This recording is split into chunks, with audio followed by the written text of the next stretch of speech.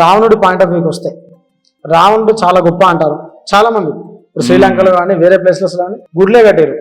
అలాంటి రావణుడు సీతమ్మను ముట్టుకోలేదు, చాలా గొప్పవాడు అంటారు. దాని గురించి మీరేమంటారు? ఈ గుళ్ళు కట్టే కాన్సెప్ట్ లో చూసుకుంటే తమిళనాడులో ఖుష్బు గుడి కట్టిరండి అప్పట్లో కూడా. ఈ గుళ్ళు కట్టే కాన్సెప్ట్ పక్కన పెట్టేది చలో రావణుడు వాళ్ళకి ఎవరికి ఇప్పుడు ఒక మన జాతరకి వెళ్ళాం అనుకోండి, ఎవడే ఏం అవసరం ఉంటే అది కొనుక్కుంటుంటాడు కదా. అంటే ఒక షాపింగ్ మాల్కి అంటే ఎవరికి ఏది అవసరం ఉంటుంది.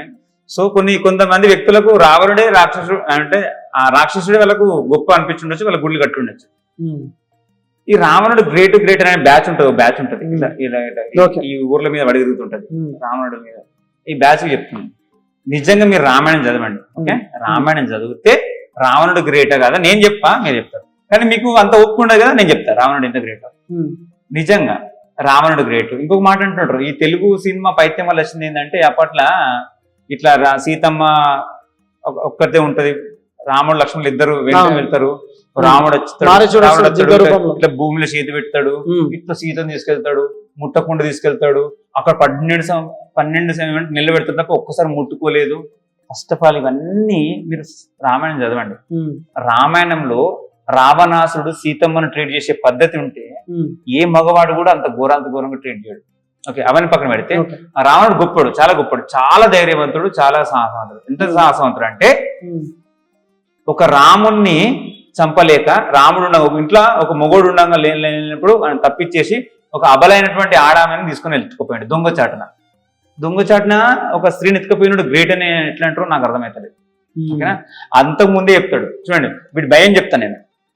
రావణాసుడికి విపరీతమైన భయం. ఇంకోటి ఏమంటారు, యాక్చువల్ దీనికన్నా ముందు ఒక కాంటెక్స్ట్ చెప్పాలి. రావణుడు తన చెల్లె ఏమంటారు శూర్పణఖ గురించి చేసిండు కాబట్టి రావణుడు చాలా గొప్పడు అని చెప్తుంటారు కదా. శూర్పణఖ పోయి చెప్తుంది నా ముక్కు చెవులు కోసేసారంటే రావణాసుడు స్పందించాడు. ఓకే, రావణుడు తెలిసి చాలా బిత్తిరిది ఎక్కడ పోయి ఎన్ని పిచ్చి పిచ్చి పనులు చేసి ఉంటది అని చెప్పి చెప్తాడు. ఆయన మొదటిసారి వెళ్ళినప్పుడు స్పందించాడు. మళ్ళీ వెళ్తే అప్పుడు తెలుసు శూర్పణఖ తెలుసు. శూర్పణఖ ఏం చెప్తారు సార్, చాలా జాగ్రత్తగా వినాలి మనం. శూర్పణఖ చెప్పే విషయం ఏంటంటే రాముడి గురించి చెప్పదు, ముక్కు చెవులు కోసిన దాని గురించి వీడు ఎట్లా వీడు చెప్పినా వీడు వినాడని చెప్పి చెప్తాను. బా సీత ఉంటది, ఎంత అందంగా ఉంటదంటే అసలు నా జీవితంలో అంత అందమైనటువంటి అమ్మాయిని చూడలేదు. అసలు సీత ఏంది అడవిలో ఉండడం, నీ పక్కన ఉండాలి, నీ పక్కన ఉంటే బాగుంటది, కానీ అక్కడెక్కడో అడవిలో ఉన్నాను. అప్పుడు తెలుసు వీడిని ఎక్కడ కొడితే వీడు స్పందిస్తాడో శూర్పణఖ తెలుసు. అప్పుడు మనలో కావం వస్తుంది, అమ్మో ఎట్లయినా సరే సీతను చూడాలని చెప్పేసి వస్తుంది. ఇక్కడ అద్భుతమైన సంఘటన చెప్తాను వినండి. ఫస్ట్ వీడికి తెలుస్తుంది రాముడి యొక్క బలం తెలుసు.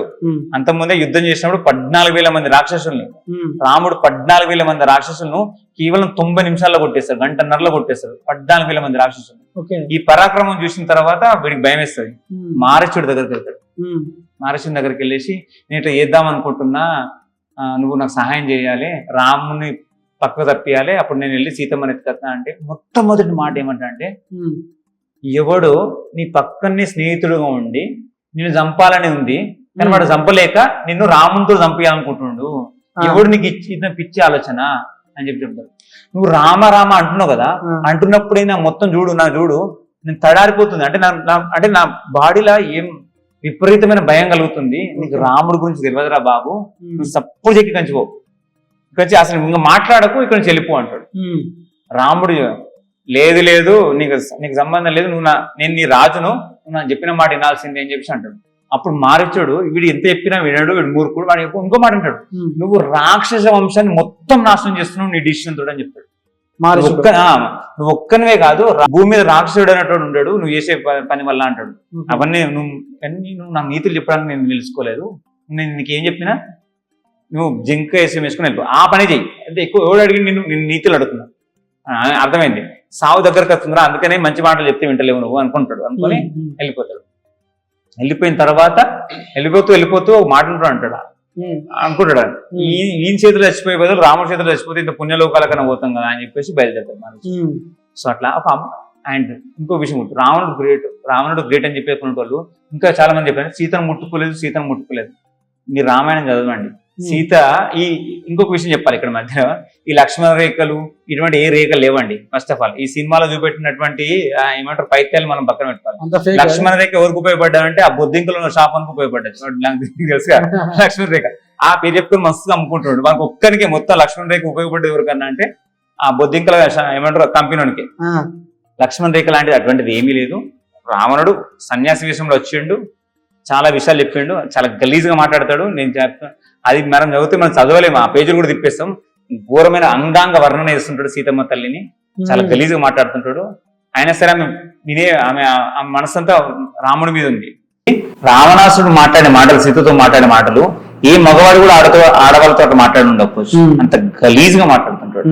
మాట్లాడేసిన తర్వాత సీత నువ్వు వచ్చేసిన దగ్గర వాడు మానవంతో ఏముంటావు, నేను రాక్షస రాజును అని చెప్పేసి అన్నప్పుడు, సీత రాను అని చెప్పేసి అన్నప్పుడు ఎంత ఘోరంగా తీసుకెళ్తారంటే సీతమ్మను.